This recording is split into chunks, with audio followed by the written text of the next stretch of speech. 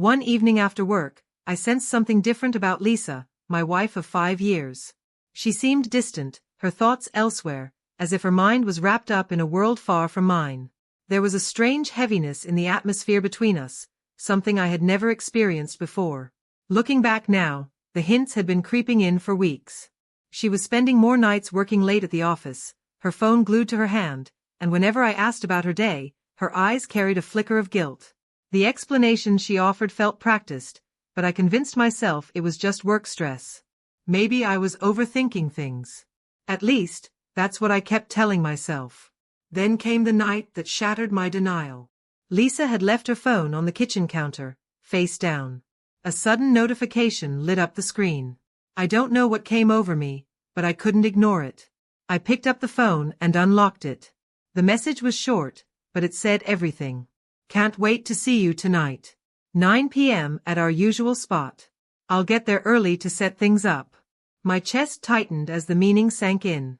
I wanted to believe it was innocent, but deep down, I already knew better. I needed to know who this person was. The next day, I pretended as if everything was fine, keeping my emotions buried under a calm mask while my thoughts spun out of control. Should I confront her directly? Or wait and see where this led? That evening, Lisa casually mentioned she'd be going out with some friends. I didn't question her. I already knew the truth was slipping further away from her words. She dressed slowly, carefully, with the kind of attention you give when you want to impress someone. When she finally left, I made my choice. I followed her. I drove to the restaurant I suspected she would go to, parking in the shadows where I couldn't be seen. My heart hammered in my chest, a storm of anger, fear, and uncertainty raging inside me. What if I actually saw her with someone else? How would I react? I didn't have a plan, just emotions burning through me. A few minutes later, I saw her. Lisa walked toward the restaurant, glancing nervously over her shoulder before stepping inside. She wasn't dressed like she was meeting casual friends. She looked radiant, like she had put extra effort into her appearance. Then I saw him, a tall man with dark hair, standing confidently near the entrance. He smiled as she approached, and my stomach churned. From the car, I watched, my pulse pounding. I couldn't just sit there. I stepped out, each stride heavy with dread, and moved toward the entrance, desperate to see the truth with my own eyes.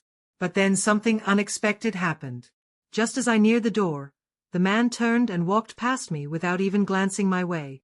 He didn't seem to notice me at all. For a moment, I froze. Was he leaving? Was he trying to avoid me? My thoughts scattered in every direction. I pushed the door open, bracing myself for whatever waited inside. Lisa was seated alone at a table, nervously tapping her fingers against her phone. When her eyes met mine, all the color drained from her face.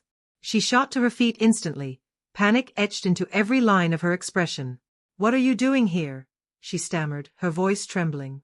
The weight of the moment pressed down on us like a crushing tide.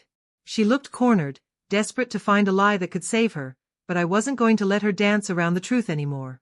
I stepped closer, my voice steady but cold. "I know what's going on. I know about him." Her face went pale. You don't know anything," she muttered, but her shaking voice betrayed her. Her eyes darted toward the door as if expecting him to walk back in, but he didn't. "You've been with someone else," I said firmly. "And this isn't the first time. You thought you could hide it, Lisa. But now you have to face me." Her lips trembled, her hands shaking. "I'm sorry. Please let me explain," she pleaded, reaching toward me. I pulled back before her fingers could touch my arm. I wasn't going to let her twist this into another lie. "I don't want excuses," I said, my voice like ice. "I want the truth." And that's when she broke. Tears streamed down her face as the wall she had clung to crumbled.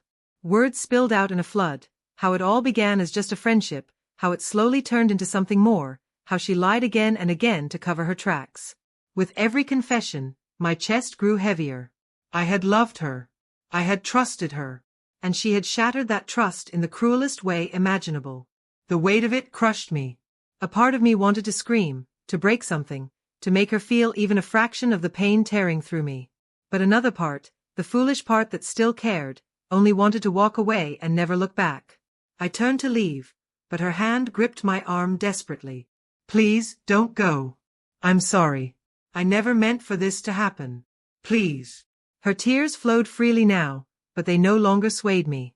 You made your choice, I said, my voice unyielding. And now I'm making mine. I left her standing there, pushing through the restaurant doors. The hollow thud as they swung shut echoed deep in my chest. I didn't know what tomorrow would bring, only that nothing would ever be the same. That night, my phone lit up with her calls over and over. She begged for forgiveness again and again, but I didn't answer. The wound she had inflicted was too deep. I didn't know if I could ever forgive her. All I knew was that I was done being the fool.